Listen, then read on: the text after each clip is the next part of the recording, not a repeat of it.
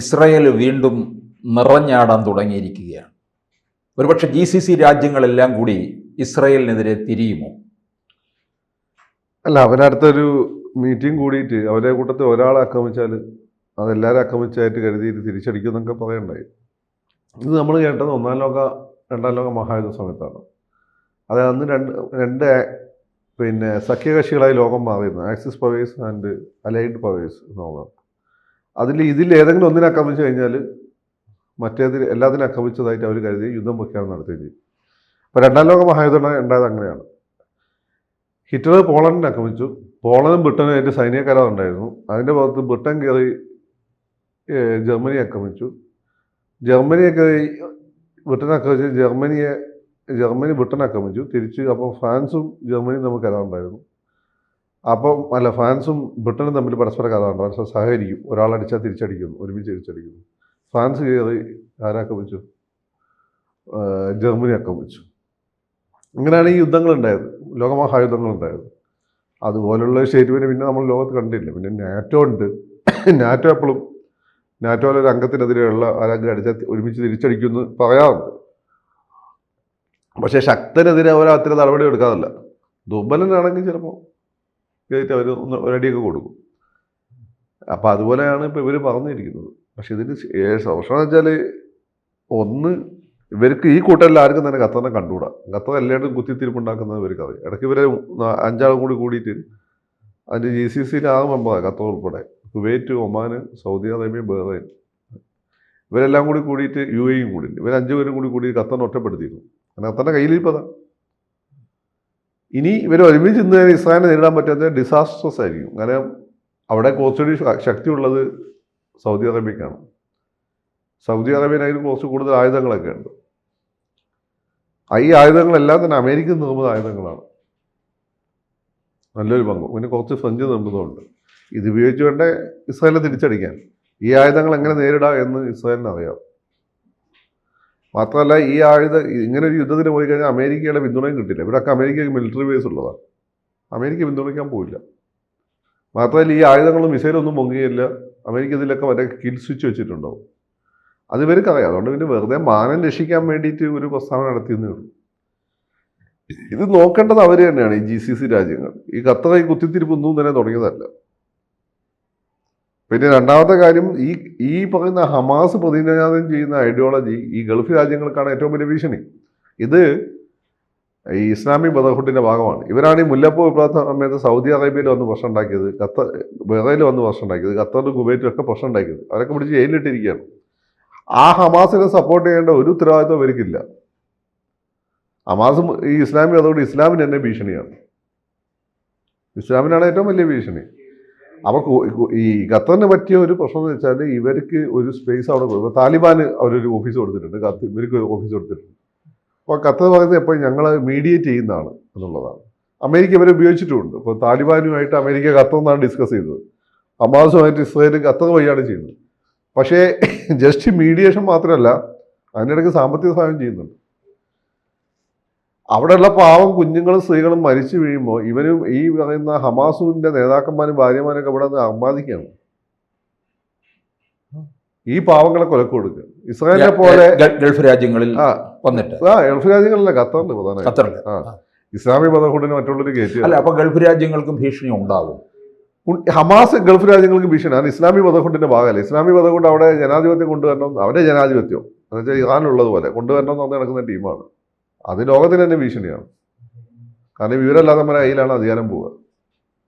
അപ്പോൾ ഇതൊരു വലിയൊരു പ്രോബ്ലമാണ്. പിന്നെ ഈ പറയുന്ന ഇസ്രായേൽ എന്തും ചെയ്യാൻ മടിക്കാത്ത, കണ്ണ് ചോരയില്ലാത്തടത്തനാണ് രാജ്യമാണ് ഇസ്രായേൽ. അവർക്ക് അമേരിക്കയുടെ സപ്പോർട്ടുണ്ട്. ഇന്ന് ലോകത്തെ നിയന്ത്രിക്കുന്നവരാണ്. എന്തിനാണ് ഇസ്രായേലിനെ പ്രകോപിപ്പിച്ചുകൊണ്ട് ഹമാസ് ഇസ്രായേലിനെ കയറി ആക്രമിച്ചത്?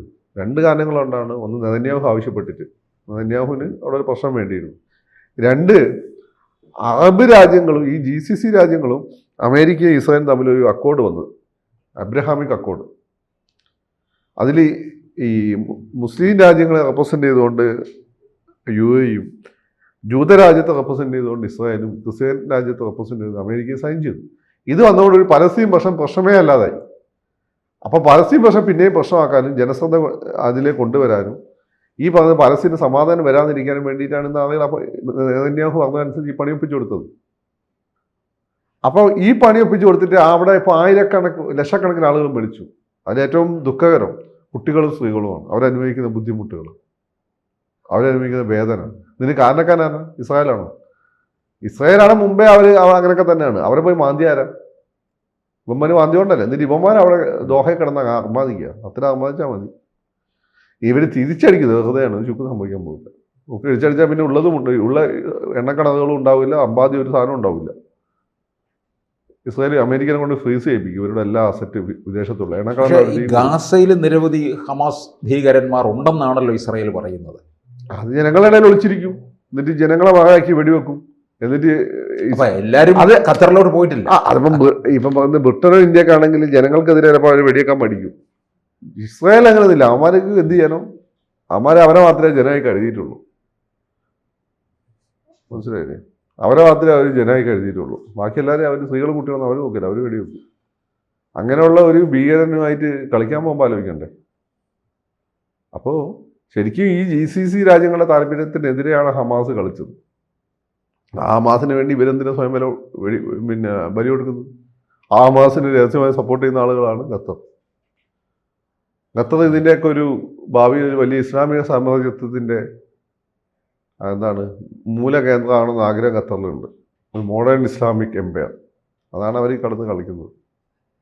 പക്ഷെ അവർക്ക് നാശത്തിനല്ലേ? അതാണ് നാശത്തിനകത്തിനല്ല. ഈ ഇടപെട്ട മറ്റു രാജ്യങ്ങളും നാശം. ഇസ്രായേൽ ബോംബിട്ട് നശിപ്പിച്ച് കളയുന്നു. പിന്നെ പണ്ടത്തെ പോലെ പട്ടിണി കിടന്ന് ഞങ്ങൾ കോഴിക്കോട് നിന്നൊക്കെ ഒന്നാം ലോക മഹായുദ്ധത്തിൽ അറബികൾ പട്ടിണി കിടന്നിട്ട് കോഴിക്കോട് നിന്നൊക്കെ നമ്മൾ പിരിവെടുത്ത് അയച്ചു കൊടുത്തിട്ടുണ്ട്. അപ്പോൾ ഞങ്ങൾ പിരിവെടുത്ത് അയച്ചു കൊടുക്കേണ്ടി വരും. പിന്നെ ഇതിൻ്റെ സൈഡ് എഫക്റ്റ് നമ്മളെ ഒരുപാട് ആളുകൾ അവിടെ ജോലി ചെയ്യുന്നുണ്ട്. അവരൊക്കെ തിരിച്ചു കൊണ്ടു വരും. അല്ല, ഗൾഫ് രാഷ്ട്രങ്ങൾ അപ്പോൾ ഏത് തരത്തിലുള്ള നീക്കമായിരിക്കും ഇനിയാണ്? അവരിപ്പോൾ എന്താ അവർ ഇവന്മാരോട് പറയും, ഖത്തറിനോട് പറയും ആവശ്യമില്ലാതെ പണിക്ക് കണ്ടാന്ന്. അതാണ് ഉണ്ടാകാൻ പോകുന്നത്. അല്ലാതെ അവരൊന്നും അവരുടെ താല്പര്യങ്ങൾ പരിഹരിക്കാനൊന്നും കൊടുക്കില്ല. ഈ കുവൈറ്റ് എന്ന രാജ്യത്ത് തന്നെ ഉണ്ടാക്കിയ ആരാണ്? അമേരിക്കയാണ്. സൗദി അറേബ്യൻ ഉണ്ടാക്കിയ ആരാണ്? ബ്രിട്ടനാണ്. ഇവരൊക്കെ UAE ഉണ്ടാക്കിയ ആരാണ്? ബ്രിട്ടനാണ്. ഈ ഇപ്പോൾ കാണുന്ന ഗൾഫ് മേഖലയുള്ള രാജ്യങ്ങളൊന്നും മുമ്പ് ഉണ്ടായിരുന്ന രാജ്യം, എല്ലാം പുതിയ രാജ്യങ്ങളാണ്. ഈ രാജ്യങ്ങളെ മൊത്തം അവരുടെ സാമൂഹ്യത്തെ ശക്തികൾ ഉണ്ടാക്കിയല്ലേ. അവരുള്ളതുകൊണ്ടാണ് ഇവർക്ക് അവിടെ ഭരിക്കാൻ പറ്റുന്നത്. അല്ലെങ്കിൽ ഇസ്ലാമിക മതം കൊണ്ടുള്ള പോലെ ആളുകൾ ജനങ്ങളെ കൂട്ടി നേപ്പാൾ കാണിച്ച പോലെ രാജാവിനെ ചുട്ടിട്ട് ഇവന്മാർ അവിടെ പോയിട്ട് താലിബാൻ ഉണ്ടാക്കിയായിരുന്നു. ഈ ഇസ്ലാമിക കൊണ്ട് താലിബാൻ അല്ല എന്ന് ചിലർ പറയും. താലിബാനാണ്. നിങ്ങൾ താലിബാനെക്കാളും പ്രശ്നം. നിങ്ങൾ കുറച്ച് കാലം നിങ്ങൾ ഇറാഖ് ഇവിടെ ഭരിച്ചിരുന്നു, ഈജിപ്റ്റ്. എന്നാൽ അമേരിക്ക എളുപ്പമുള്ള നിങ്ങളെ സപ്പോർട്ടും ചെയ്തതാണ് ഇൻഡയറക്റ്റ്ലി. അവരാദ്യം ചെയ്തത് കോപ്റ്റിക് ക്രിസ്ത്യൻസിൻ്റെ പള്ളിയിൽ പോയി ബോംബ് വെച്ചു. കോപ്റ്റിക് ക്രിസ്ത്യൻസ് ഇവിടുത്തെ സ്ത്രീയൻ ക്രിസ്ത്യൻസിനെ പോലുള്ള ആളുകളാണ്. അവരെ പള്ളിയിൽ പോയിട്ട് ബോംബ് വെച്ചു. അവർക്കെതിരെ കലാപം നടത്തി. അങ്ങനെയാണ് പിന്നെ അമേരിക്കക്കാർക്ക് മനസ്സിലായി ഇതിപ്പോൾ ശരിയാവില്ല, ഒമാൻ ഒതുക്കണം. അതിന് തിരിച്ചാൽ പട്ടാളം തിരിച്ചു കൊണ്ടുവന്നു. മുഹമ്മദ് മൂസയാണ് പ്രധാന പ്രസിഡന്റ്. ഇത് തന്നെയാണ് സംഭവിക്കാൻ പോകുന്നത്. ഇവന്മാർ അപകടമാണ്. ഇവിടെ ഇപ്പോൾ RSS ഓരോരുത്തമാർ വിമർശിച്ചെടുക്കുമ്പോൾ ഇവരെ കൂട്ടത്തിലുള്ള ഇവന്മാർക്ക് അനുകൂലമായിട്ടാണ് വാദിക്കുക. എന്ത് പറഞ്ഞാലും ഗാസ ഭരണകൂടം. എന്താ ഗാസ ഭരണകൂടം? ഗാസ ഭരണകൂടം ഹമാസാണ്. ഹമാസ് ലോകത്തെ ലക്ഷണമൊത്ത ഭീകര സംഘടനയാണ്. അത് PLOനെ പോലെ ഒരു നേഷണലിസ്റ്റ് ഓർഗനൈസേഷൻ അല്ല. ഒരു മതരാഷ്ട്രം സ്ഥാപിക്കാൻ ആഗ്രഹിക്കുന്ന, ആ മതരാഷ്ട്രം സ്ഥാപിക്കപ്പെട്ടാൽ എങ്ങനെയായിരിക്കും അതിൻ്റെ സ്വഭാവം എന്ന് ഈജിപ്റ്റ് കാണിച്ചെന്ന സംഘടനയാണ്. Why should you support them? ഇതിനകത്ത് ഏതെങ്കിലും തരത്തിലുള്ള പരിഹാരത്തിലേക്ക് പോകത്തില്ലേ? പരിഹാരമൊന്നുമില്ല. ഇത് ഇവർക്കെല്ലാം ഗുണകരമാണ്. ഇടക്കിടക്ക് സംഘർഷം ഉണ്ടാകുന്നത്. ഇനിയിപ്പോൾ കുറച്ചു കാലം ഖത്തർ തിരിച്ചടിക്കാൻ പോലെ ഇസ്രായേൽ വലിയ ആക്രമണം നടത്തുകയല്ല. ഇസ്രായേൽ അങ്ങനെയൊന്നും ഇല്ല. ബഹുമാൻ ഈ പണി തുറന്നുകൊണ്ടിരുന്ന ഇസ്രായേൽ പിന്നെയും വന്ന് ആക്രമിക്കും. പിന്നെയും ഒരു വാണിംഗ് കൂടി കൊടുക്കും ഇനി സംഭവിച്ചാൽ. അങ്ങനെ വാണിംഗ് ഈ ഇന്നലെ നാളെ ഇനി എന്നുള്ളതിന് അവസാനമൊന്നുമില്ലല്ലോ. അങ്ങനെ ഇനി എന്നുള്ള വാണിംഗ് കൊടുത്തോണ്ടിരിക്കും. കൂടുതൽ വാർത്തകളും വിശേഷങ്ങളും നിങ്ങളിലേക്ക് എത്താൻ ABC മലയാളം സബ്സ്ക്രൈബ് ചെയ്യുക, ബെൽ ബട്ടണും അമർത്തുക.